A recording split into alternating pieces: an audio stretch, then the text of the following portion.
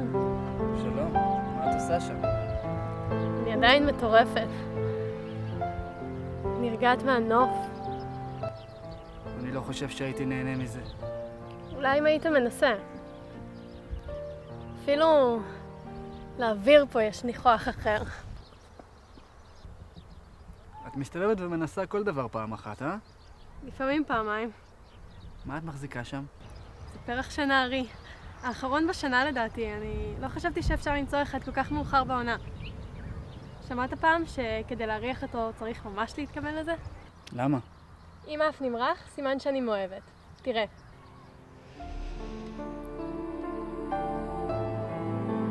זה נמרח? נו. הצהובה שם. יופי. עכשיו אתה תנסה. זה לא יעבוד עליי. הנה. מה את חושבת שאת עושה? תעמוד במקום. נו. חבל. אתה לא מאוהב. אני כן. לא רואים. אני כן מאוהב. נראה לי שהרגזתי אותך. אני מצטערת. באמת. לא, אני בסדר.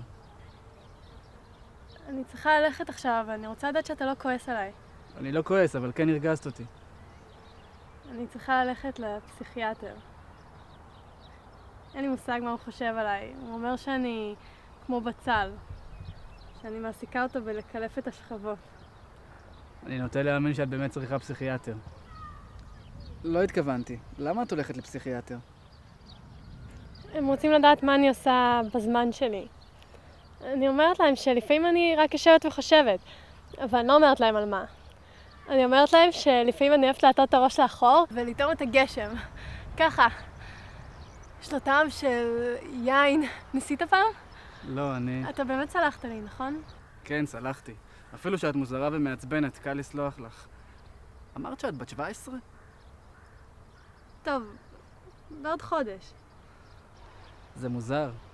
אשתי בת 30, אבל לפעמים נדמה לי שאת יותר מבוגרת ממנה. זה לא יוצא לי מהראש. אתה בעצמך מוזר, מר מונטאז'. לפעמים אני שוכחת שאתה כבאי. אני יכולה לעצבן אותך שוב? קדימה. איך הגעת לעבוד ככבאי? אתה לא כמו אחרים, כשאתה מדבר איתי אתה מביט בי, ואתמול כשדיברתי על הירח הסתכלת בו. האחרים פשוט ממשיכים ללכת ומשאירים אותי לדבר עם עצמי. לאף אחד כבר אין זמן לאף אחד אחר. בגלל זה מוזר לי שאתה כבאי, זה פשוט לא מסתדר לי איתך.